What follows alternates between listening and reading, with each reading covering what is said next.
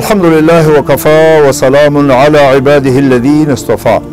تر حمد صلات و سلام وروسته د فکري جګړې وسایل.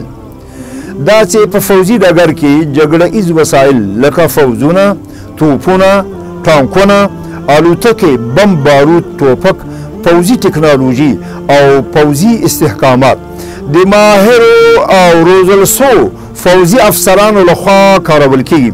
په همدې توګه په فکري جګړه کې فکري وسایل پوهاندان، ډاکټران، استادان، روانشناسان، د جغرافي او د تاریخ پوهان، د ژبه پوهان، ټولنپوهان، ژورنالستان، علمي تحقیقات، کتابونه، اخبارونه، پارکونه، کلپونه، د سمندر ساحلونه، ټلویزیون، تیاترونه، سیاسي شخصیتونه، اقتصادي ماهرین، رادیوګانې، انټرنیټ، سیاسي ډلې ټپلې، مدني ټولنې او داسې نور د ماهرو او روزل سوو افرادو لخوا په منظم ډول په کار وړل کیږي. دغه ټول په فکر اغیزه پرې باسي، د ملتونو تګلورې بدلوي او د اسلام د دښمنانو لخوا په بشپړ مهارت سره د اسلام او مسلمانانو په خلاف استعمالیږي. فکري جګړه ګڼو وسایلو ته شامله ده لکه پوځي وسایل، علمي وسایل، سیاسي وسایل، اجتماعي وسایل، اقتصادي وسایل در واخله. موږ به هر یو تر بحث لاندې ونیسو. اول فوزي او عسکري وسایل.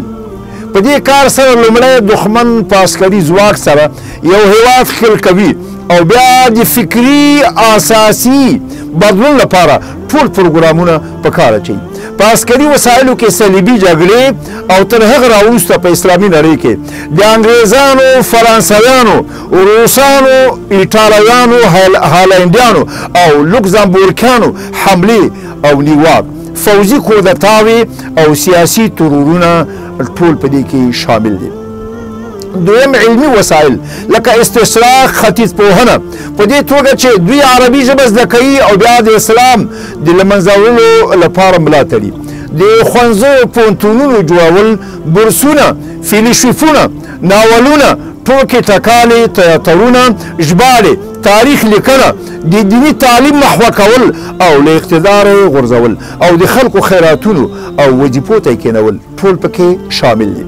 دریم سیاسي وسایل د فکر او خبرې خلک، د منحرفو ډلو مشران، کمونستان، لیبرالان، سیکولران، نشنلستان او قوم پرستان، د استعمار ګوډاګیان، د اسلامي نړۍ د ویش پلانونه لکه بلفار او د سایس بیکو تړون، د شرق الاوسط تړون، د لوی اسرائیل د جوړېدو او د عثماني خلافت د نړېدو تړون او نړیوال صهیونیزم او داسې نور. څلورم دینی وسایل لکه تبشیر، تنصیر، د اسلامي خلافت نړول او د ادیانو د مقایسې پوهنه، د منحرفو دیني ډلو رامنځته کول لکه قادیانیت، بهایت، بریلویت او داسې نور. پنځم اجتماعي وسایل لکه د ښځینه خوځښتونو ایجاد، د جنډر قضیه، د ښځو ازادي، نشهیي توکي، د پخوانیو شرکي او کفري دینونو بیا راژوندي کول لکه نمرودیت، فرعونیت، بودایت، مزدکیت، تورانیت، عربیت او فنیقیت، د ولسي ادب او فولکلور احیا، ولسي ستوري، مدني ټولنې او حقوقي تنظیمونه او اتحادیې، ماسونیت، د کورنۍ د تنظیم او د نسل د تهدید غورځنګ او داسې نور در واخله. پنځم اعلامي وسایل. په اعلامي وسایلو کې تلویزیون، سینما، برمل فلمونه، انټرنیټي سایټونه، د ټولنیزو اړیکو ځایونه او کارتونونه پکې شامل دي.